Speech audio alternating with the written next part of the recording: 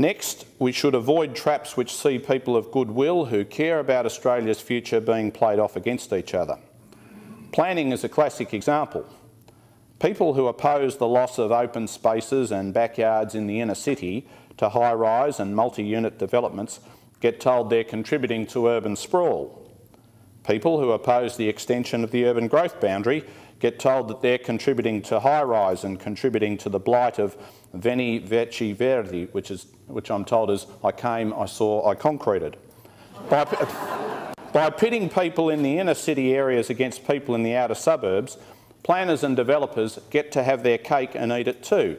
Our cities grow both upwards and outwards. It is okay to say, not in my backyard. We do have rights and should have rights concerning the kind of neighbourhood we live in. But when we seek to exercise those rights, it should not be at someone else's expense, and that is what population stabilisation is all about.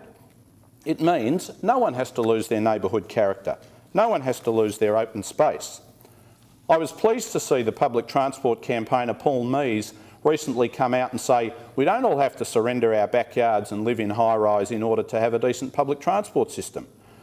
I've always supported public transport, but it should not be used as a justification for increasing population density.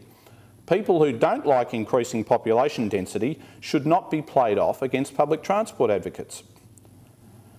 We also need to draw the link between the myriad problems we see daily in our community and runaway population growth. Interest rate rises is a classic example. The Reserve Bank regularly cites rising house prices as a reason for lifting interest rates, and the principal factor driving house prices ever higher is population growth. Rising interest rates is a bad thing for both businesses and homeowners with mortgages, and we should constantly point out the link. And we should not fall for the idea that rising house prices is a good thing. Might feel good if the price of your house does go up, but it doesn't feel so good when your mortgage and rate bills follow it. And yes, you could sell your house, but you still need somewhere to live. And you will find that the price of houses everywhere, and rents for that matter, has gone up as well. It is a zero-sum game.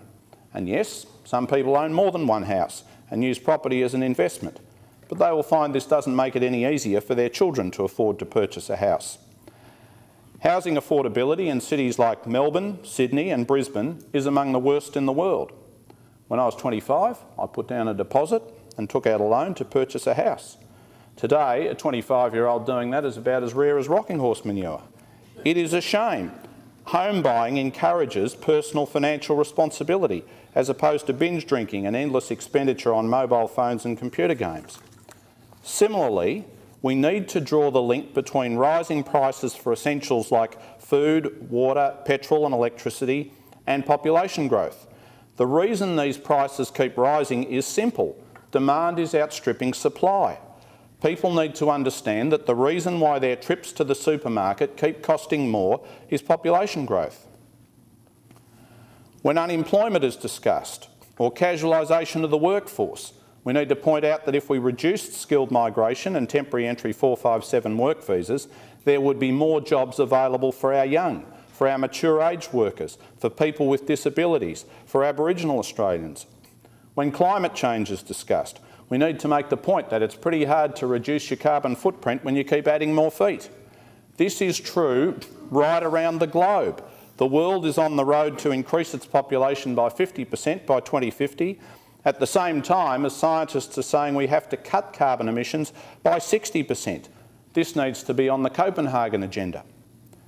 And when business leaders say government should be spending more on infrastructure, or levels of government impose taxes and levies to fund new transport or electricity infrastructure, or when people complain about traffic congestion or the monstrosity being built next door or down the street, we need to point out these things wouldn't be needed if we stabilised our population. We need to hammer home the daily consequences of runaway population growth. We need to point out that a man who drives like hell is bound to get there. The final element of campaign strategy I want to suggest is the need to build support networks and international contacts with like-minded people and organisations. I am recommending that people join Sustainable Population Australia, and I believe that by working together and sharing information and making our views known through the media, the internet and directly to political leaders and policymakers, we will make progress. We need to encourage and learn from the experience of like-minded groups around the world.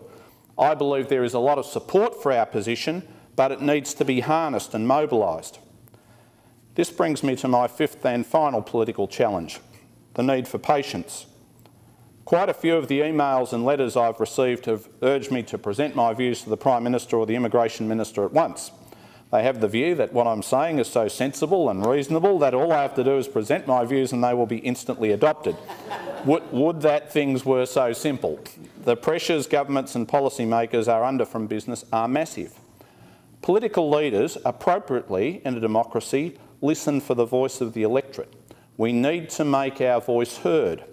Since I first started raising this issue back in August, I've received a supportive stack of emails and letters you couldn't jump over.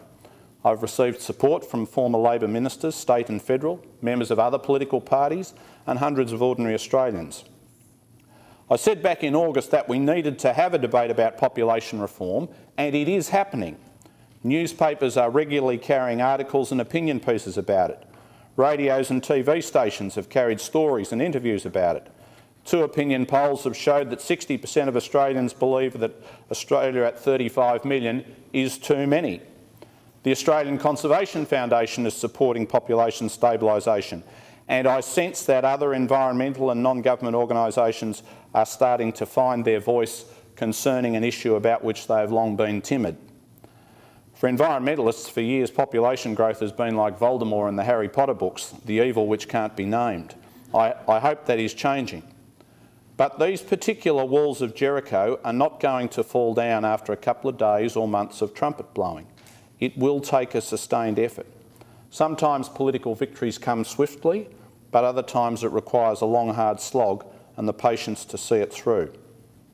So to recap, understand who you're up against, counter their myths and arguments, come up with an alternative, have a strategy and settle in for the long term.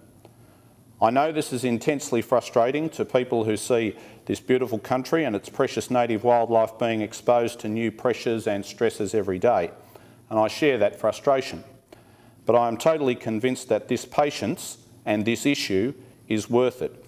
It is absolutely central to the core obligation of stewardship that we have as human beings to pass on to our children and to our grandchildren a world and an Australian way of life in as good a condition as the one our parents and grandparents gave to us. Thank you.